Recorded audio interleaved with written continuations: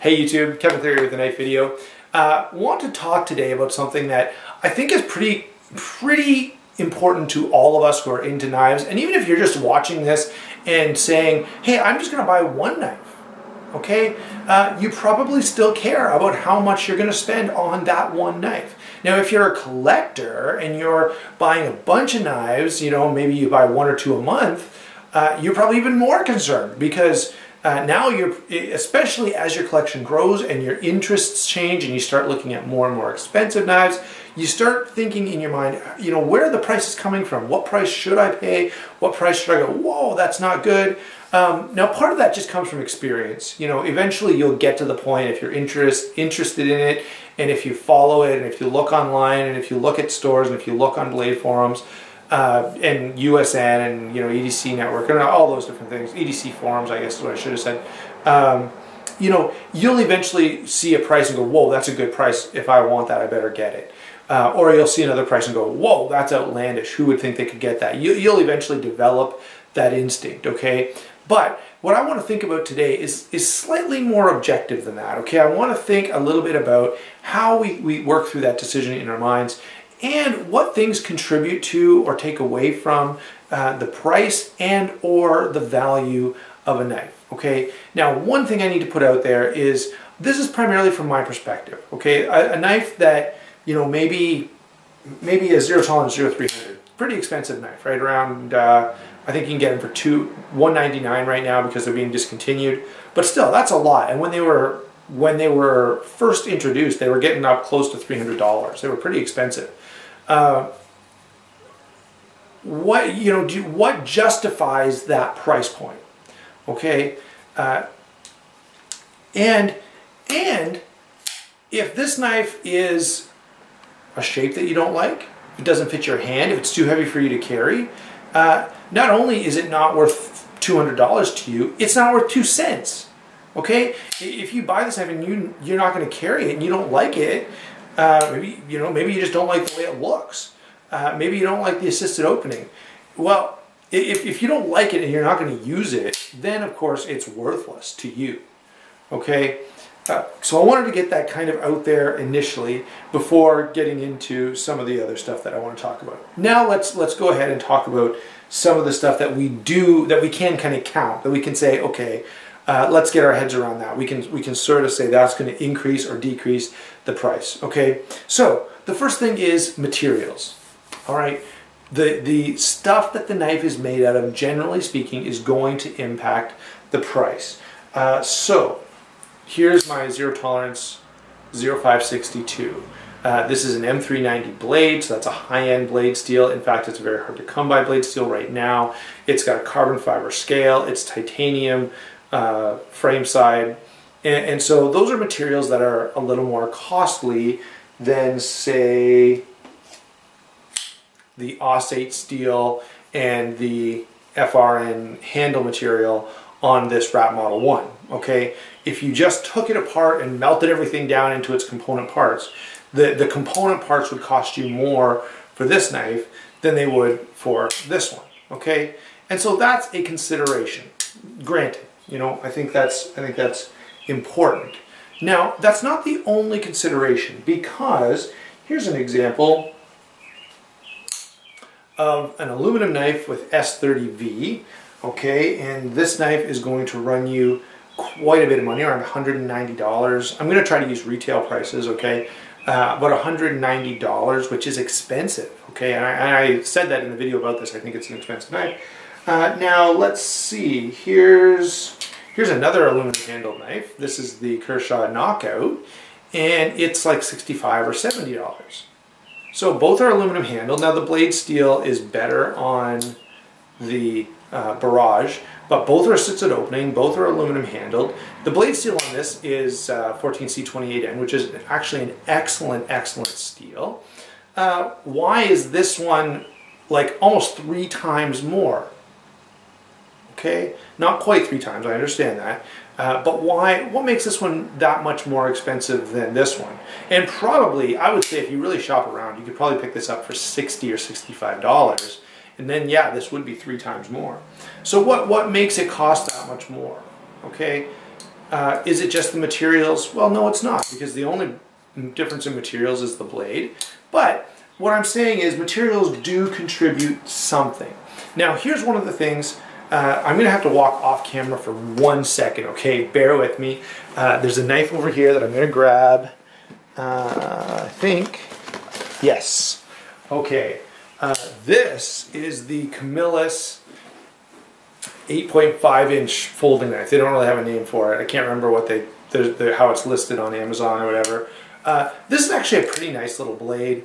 When I got this, now it may have gone up in price now, but when I got this, it was $40. And it has VG10 steel, it has G10 handles, and it's a liner lock. So, you know, it's comparable in size and construction to a Spyderco Tenacious, I would say, except for the steel is quite a big upgrade. And it only, you know, for that big upgrade in steel, in fact, you can buy a Tenacious costs more than this. So, although materials, as I said, have an impact, they're not the only thing that matters. Here's another good example of that. This is my Brose Blade Silent Soldier. Again, really cool blade, but this is D2 steel, it's G10, and it's stainless steel, okay? So a similar construction would be, I do have a Tenacious here. So here's a Tenacious. It's G10 stainless steel and cheaper steel for 8CR 13 MOV, but what makes this knife cost 4 times more than this knife? Okay, I'm saying this one's $50 and this one's $200. The materials are similar. They're both liner locks. The performance is probably fairly close. In fact, some people would say, hey, I'd take the Tenacious over the Silent Soldier because I like that bigger blade, or I like the full flat grind. Okay, so what makes the Brose cost that much more? Is it just materials?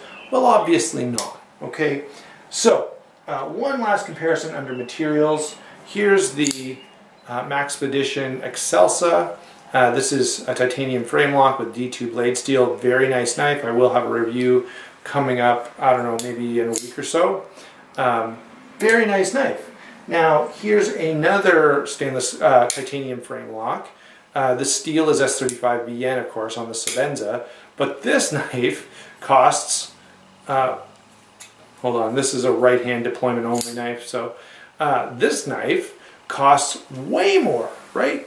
You know, now still about 4 times as much. This one's like $100 and this one's like $400. Okay, so what explains that? Because I've got titanium. In fact, it's the same titanium. It's similar in thickness. The blade steel, now D2, although it's a very good quality steel, is not an expensive steel. So that makes a difference. The S35BN would be a little bit more. But again, I'm suggesting that although materials play a part, they're not the only thing. One more example. This is a great blade. This is the Meyerco Shockwave. It's a Kirby Lambert design. Feels great in hand. It's a big, beefy knife, big thick slab of steel. Really, really useful. I've EDC'd this a lot. It is heavy, but it is a great knife. And it's got carbon fiber and G10.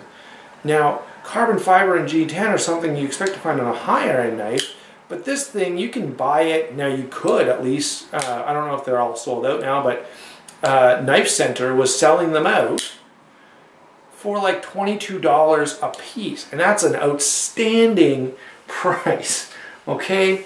So, I say all that to say materials have an impact, but they're not the end all and be all. Yeah, you're likely to pay more for a knife that has M390 steel, or you know, N690 or CTS 204P, and has carbon fiber and has titanium and you know has G10 instead of FRN, and you know all those things you know are going to impact S30V. I should even have mentioned, but so those things are going to impact. But they're not the end-all and be-all, because you'll find knives that I've shown you some, I think, that have some of that stuff but are still reasonably priced. And then I've shown you other knives that have that stuff and are quite expensive. You know, I think the Brose was a good example. You know, here's a knife without any high-end materials. You know, there's nothing extremely expensive about the D2 or the G10 or anything. but this is a $200 knife. Okay, what's the story with that? And I'll speak to that when I get to some other elements of the discussion.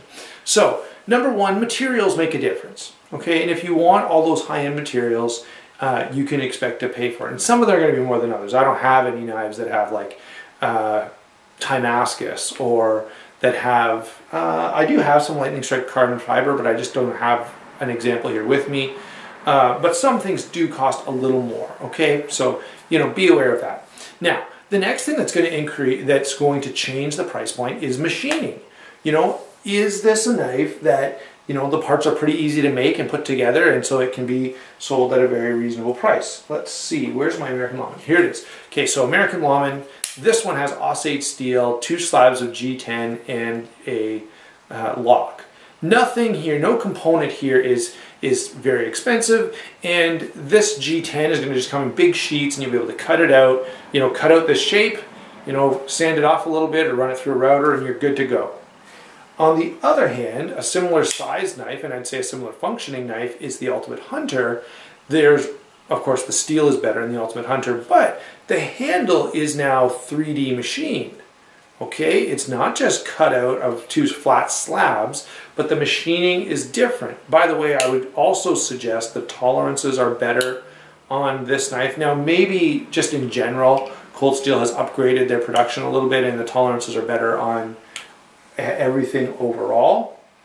But machining processes are going to make a difference. The 0560 has 3D machined G10 and titanium, and so it's going to cost more to produce.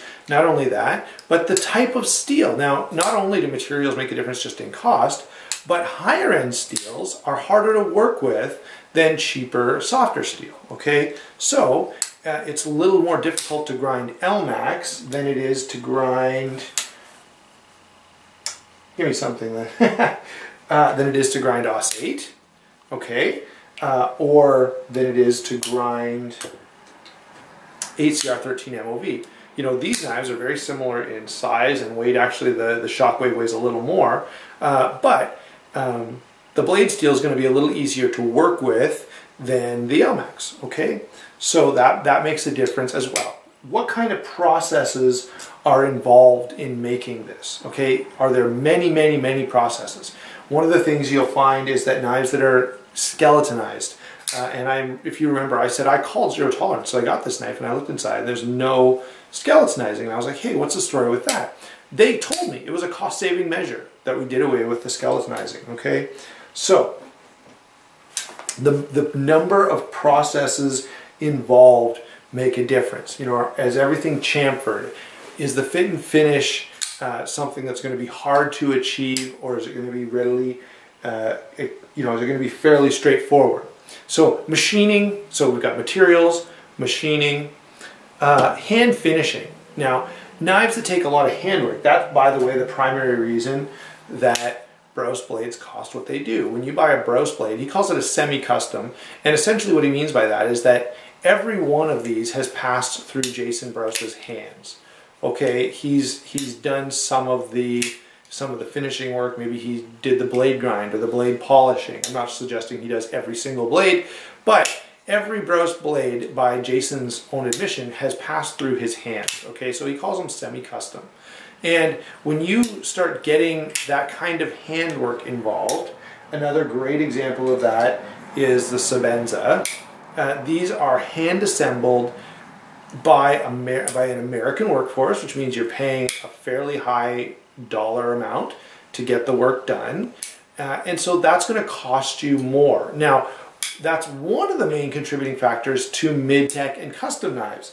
Because consider your own work, okay? Whatever you do for a living, you know, maybe you're a police officer, maybe you run an excavator, maybe you're a cleaning person.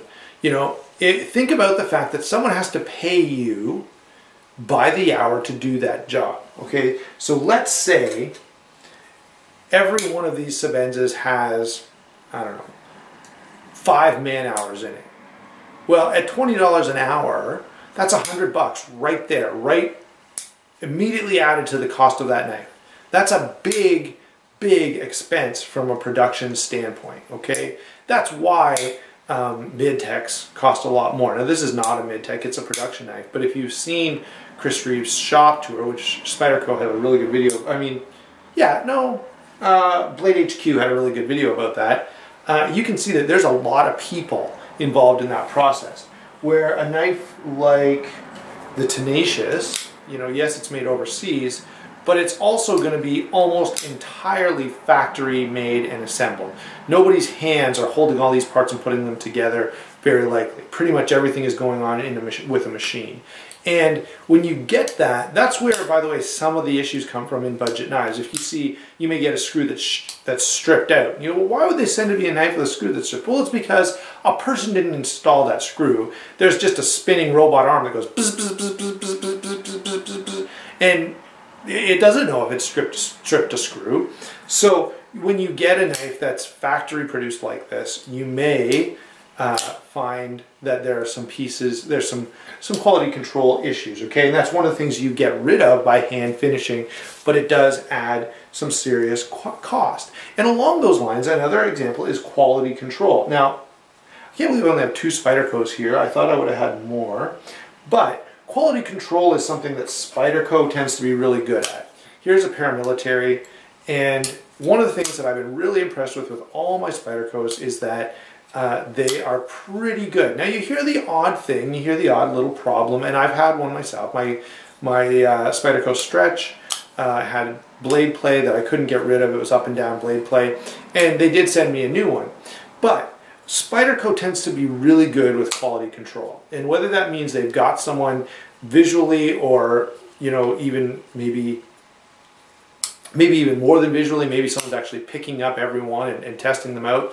But quality control is a big issue, because if you make 500 knives, okay, and out of those 500, you've got to throw away 20, well, somebody's still got to pay for those 20 knives, and guess who that is? That's you and I, the end consumer, okay? Even though they didn't sell, they've got to find a way to recoup that cost, and that's just reflected in the price of the knife. So knives that have very high quality control are going to cost more. Knives that have lower quality control, maybe the Micro Shockwave. I don't know for sure, but I'm just, it's a very, very low price point. I can't imagine they can afford super, super high quality control. Even the Tenacious versus the paramilitary, they can't afford to have someone hand examine every single Tenacious that comes out of their Chinese factory, okay? I know Chinese wages are lower, but still, that gets expensive. So, quality control impacts the cost of a blade, okay? There are a lot of factors that influence quality control, the quality of the machines you have working. I would say, here's an example, okay? Spyderco, I'm guessing a little bit here, but I'm fairly confident in saying that Spyderco has probably poured a lot of money into their Taichung manufacturing facility, because the blades coming out of there are phenomenal in terms of quality control, in terms of fit and finish. That means they've got to be fairly new machines, they've got to be well maintained. And a lot of people have suggested that they're even better than the Spydercos coming from Golden, Colorado.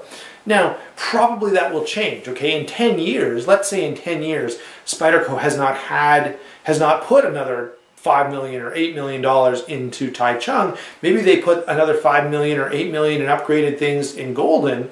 Well, you're going to see an adjustment then, right? You're going to see things coming out of Golden being better because it's all new machinery, it's all tighter tolerances, better technology. And so that as those things change over time, okay, you're going to see adjustments along those lines, and that's going to affect quality control. One other example, and I don't have it with me here, but the knives from Custom Knife Factory, the parts are manufactured in China with an extremely high degree of precision, but then they're hand assembled. So when you buy a Custom Knife Factory knife, not only are you paying for expensive production machinery, but you're also paying laborers to hand assemble this stuff, okay? And they seem to be fairly capable, because the knives coming from Custom Knife Factory are phenomenal in terms of their level of quality and their level of fit and finish. And so you're going to pay something for that. So quality control is an example. Now, another one is availability. Okay, this one is, here's probably the single greatest example of availability. Spyderco Paramilitary 2 is a phenomenal, phenomenal knife. But if you want one, let's say you want one right now, and you say, hey, I've got my $125, I'm ready to buy it, let's go do this. Guess what? You may not be able to get one. Okay, they're really hard to come by. And they seem to be easier now than they were a couple of years ago, but when I bought my first paramilitary, it took a long time. I had the money to spend. I'd saved it up, I was ready to go, and it still took 6 or 8 months. I first ordered it through Amazon, and after 3 months, Amazon said, it turns out we can't get this, so here's your money back. I took the money and I spent it somewhere else. I think I eventually got it from A.G. Russell, but the point is, availability has a big impact. And let's see, another example of that is the 0562. These were really climbing in price for a while because there was no M390 steel to be had, which is the blade steel on this, which meant Zero Tolerance couldn't produce any more knives, which meant no one had any, and a lot of people wanted them, so the price went up. Now, on the other hand, they've changed the blade steel to CTS 204P, and guess what? That means availability on this one is now limited, okay? There's only so many that they made an M390, and I kind of hope from an investment standpoint, they don't go back to M390, because now one of these M390 knives is going to be very, very desirable, okay, and that's because of availability. So availability is going to impact the price, especially when a knife first comes out. A really popular knife that everybody wants and no one can get, people go a little bit crazy, okay, and they start paying a lot of money. Now, some companies, because of their production procedures, because of the way they put things together, there will always be a limited amount, okay? Some companies purposely limit the production so that they keep a limited amount available, okay? And you just need to know that one of those two things could be happening, all right? And other companies are probably more available than you like to let on. You know, XM18s, I've got to tell you right now, you can go, if you wanted to buy an XM18 right now, I'm pretty sure you could.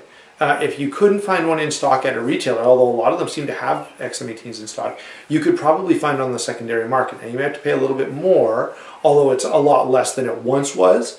You may have to pay, let's say they're $475, well, you have to pay $550, but you won't be paying the $800, $900 they were going for at one time. What I'm saying though is I'd like to suggest that maybe XM18s are more available than they have the reputation for being. So they probably shouldn't be demanding quite as high a price as they are. Anyway, that's a comment on availability. Next though, and this is one of the primary things, okay? I've talked about a bunch of different factors that influence price, right? I'm going to suggest to you that the most important factor that influences price is marketing, okay? Someone looks at, here's a Charade SCH 601 Ti, and it's a titanium frame lock from Charade. Now, these knives, when they first came out, I think they wanted around $130 a piece for them. Now they can be had for like 80 bucks because they just weren't popular, okay? No one was buying it, and so guess what? It's just not that in demand, and you've got to let it go at a cheaper price. Now, that's one example from the previous point. So let's move on and talk about marketing, because marketing has a big, big influence. Why does Chris Reeve sell his knives for $425? Is it because it costs him like $385 to make each one and he's got to make a little bit of money on each one? No.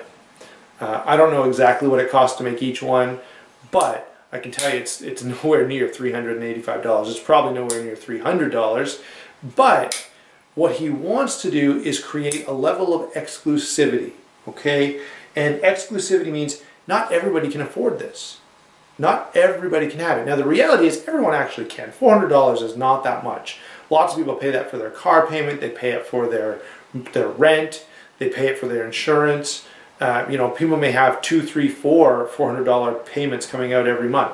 So $400 is not the end of the world. And if you save up for it, right? Let's say you could only afford to put aside $50 a month. Well, still, you know, in 8 months you've got it and you're fine. Okay, and 8 months is not a long time to wait for something you really want. I've waited far longer. Okay, so the price point is designed to build in a sense of exclusivity. You know, an extreme example of that. Oh, let's pick on Benchmade for a second. Benchmade, I think, is trying to develop that kind of thing. I think Benchmade is looking at the industry and saying, hey, you know, we've got some knives here that have, you know, good materials, they're high quality knives, and they are. You know, Benchmade, you can say a number of things about Benchmade. Maybe, you know, my particular approach to Benchmade is I really don't like all of what they do. Okay, there are some things that they do that I really, really like. There are other things that just do not excite me at all. Okay, but I think Benchmade looks at the industry and says, what the heck? You know, Zero Tolerance gets $200 at least for all of their knives. We're every bit as good as Zero Tolerance. Brose Blades, you know, here's a G10 and stainless steel knife with D2 steel, and he's getting $200 a piece. And I think Benchmade looks at that and goes, yeah, if they are, then we should be.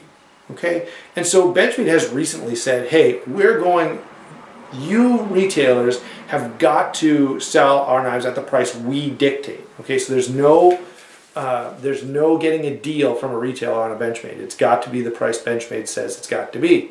That's all there is to it. Part of what's going on there, I think, is, again, they want to build exclusivity. They want people to say, whoa, that's a Benchmade. And Benchmade are, you know, not just anybody can buy a Benchmade. Not everyone has Benchmades. An extreme example of this is the Griptilian. They're not overly expensive, but again, I think they are a little more probably than they should be. On the other hand, they are great knives, and they have been, and sometimes you can get them for a really good price. Okay, you know, a lot of videos you'll see on YouTube, they'll talk about them running, you know, $85, $90, and at that price, they're fantastic.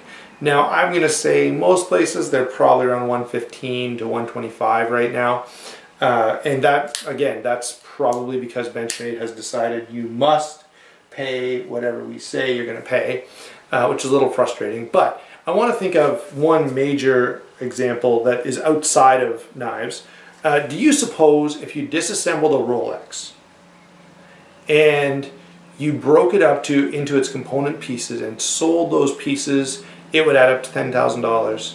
You know, even if you included the labor of highly skilled tradesmen, and I'm sure, you know, there are no, you know, I'm sure that everyone who works at Rolex is highly skilled, and those people who are actually putting the watches together. You know, no, I don't think so. I don't think you even come close to $10,000. The reason a Rolex costs $10,000 is because they want it to be exclusive. They want it to be something that not everyone can have. And there's definitely that going on. You know, part of the whole discussion is, how do I know how much this knife is worth? And the company's saying, we'll tell you how awesome it is by pricing it at this level.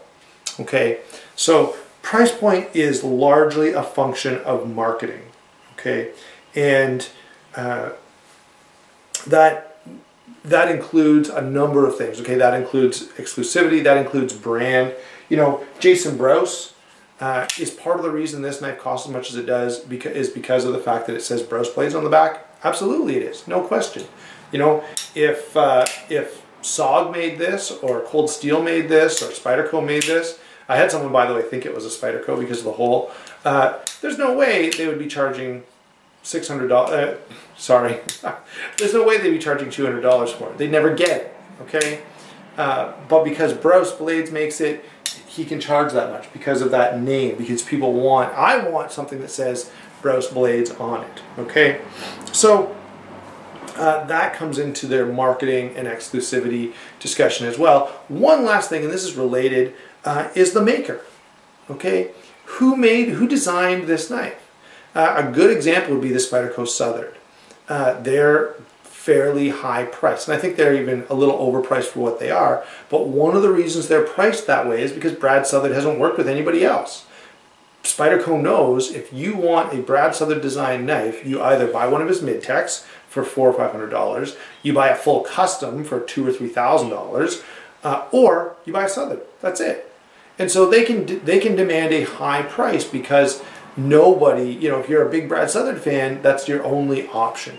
Okay, so maker has an influence, brand has an influence, designer has an influence, and finally trying to develop a sense of exclusivity, you know, that definitely makes a difference as well. Now, one other thing, and that is popularity, and this is sort of an intangible, but Spyderco Tenacious is in a wildly popular design, okay? Wildly popular. And that's really cool. You know, I'm glad it's really popular, and I really like it as a blade. It's a really, really great blade. But because of that popularity, they have gone up in price. Okay, when I first became interested in knives and I started looking at knives, you could buy a Tenacious for around $40. Okay, that is no longer the case.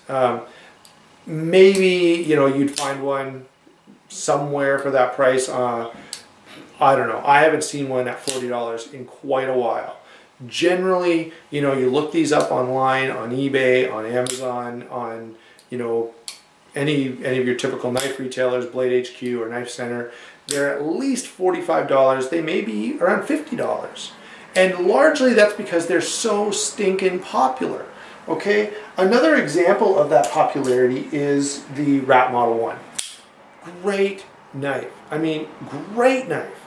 You know, you are hard-pressed at the $40 price point. Although it's $40, you're hard-pressed to find a knife that's this good for that price. It's tough, it's reliable, it's durable, you know, fit and finish is good, quality is good, usefulness is good, all kinds of great things about this knife. Now, it's about 40 bucks. Do you know the Ontario Utilitac is literally the exact same knife? Everything is exactly the same except the shape. Okay, that's literally the only difference. It's the same blade steel, it's the same liners, it's the same handle materials, it's even the same construction processes to where they look alike if you look at them side by side in their component parts. It's even the same thumb studs, okay? This knife is like 25 bucks. This one is 40. And this is a phenomenal knife. I actually kind of like this one a little better than this one for ergonomics and for blade tip. I feel like it's a slightly, not overly, they're very close, but I feel like this is a slightly more useful blade shape. So, why is this one $40 and this one, let's say even $30? Primarily it's because of popularity. This is a wildly popular knife, and this is only a somewhat popular knife. Both are great, but they're so close to being the same that there's no way one costs more than the other in terms of production or in terms of materials. It could only be popularity that explains the difference in price point. All right, now notice in all of that discussion, at no time did we mention usefulness, at no time did we mention toughness, at no time did we mention durability. You know, we didn't even talk about blade shape, which of course impacts how you're going to use this thing. None of that stuff really has a big impact on value, except for in this way.